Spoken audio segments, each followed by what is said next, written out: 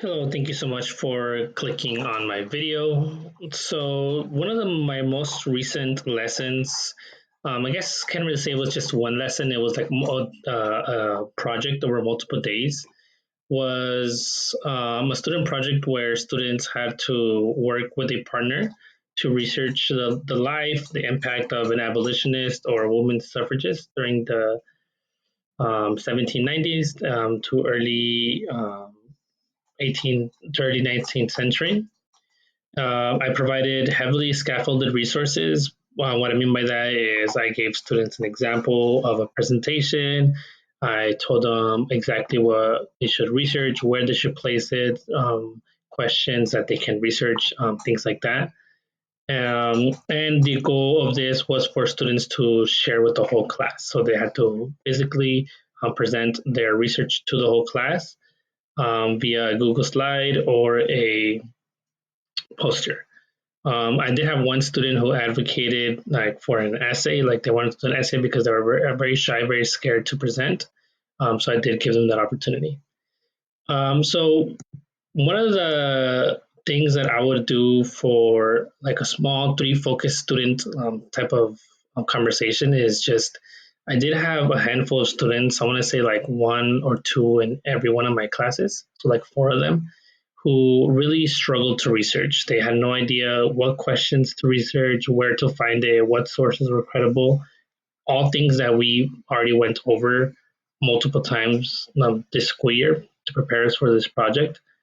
And I really want to sit down with them and just kind of like really talk to them and be like, hey, this is how you do it. This is why we research like this. Like I said, I did provide opportunities. I did provide scaffolded questions that they could use, but somehow they were just lost.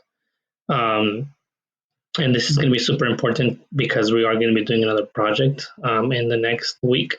So I really need to sit down with these three students, like I said, one in every class, one or two in every class, and just kind of ask them in like a very calm way, like, what do you feel like you need?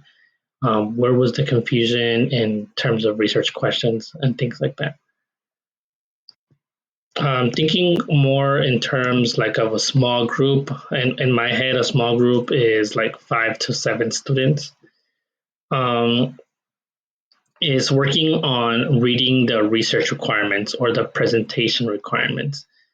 Many students constantly ask me, Mr. Duran, what am I supposed to have in my slides? What am I supposed to research? Again, they didn't necessarily struggle researching and finding these things. They just were confused where to find them. Since not all of the students had these questions, I feel like it was either my fault I didn't explain it well, or perhaps the students were a little bit confused on how I arrange things and things like that. So I want to make sure that they are prepared for the next project, and just really show them how to navigate Google Classroom, how I structure my things on Google Classroom, and how I break things down.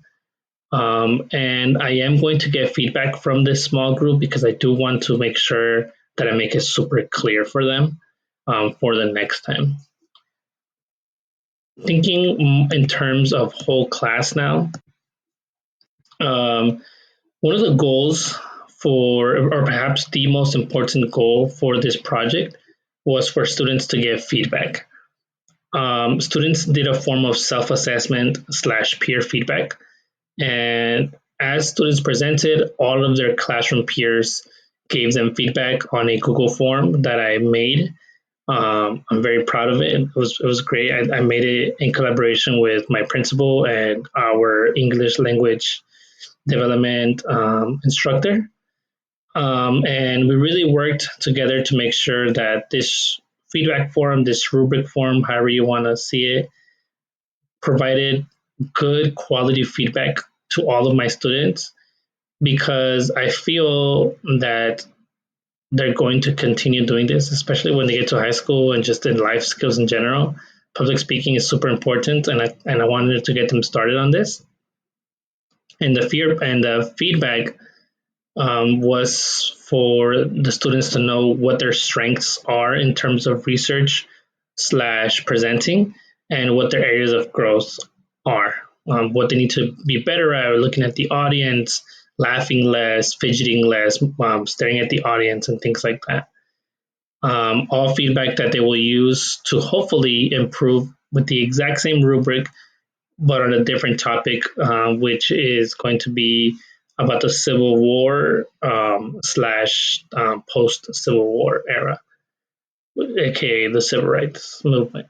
But thank you so much. I hope that this form of this video gave you an insight as to how I provide students with feedback and how I get the opportunity to work with my students in small groups and focused groups and whole classes to make sure that they are actively learning and that they are actually using the information we learn in class to improve themselves.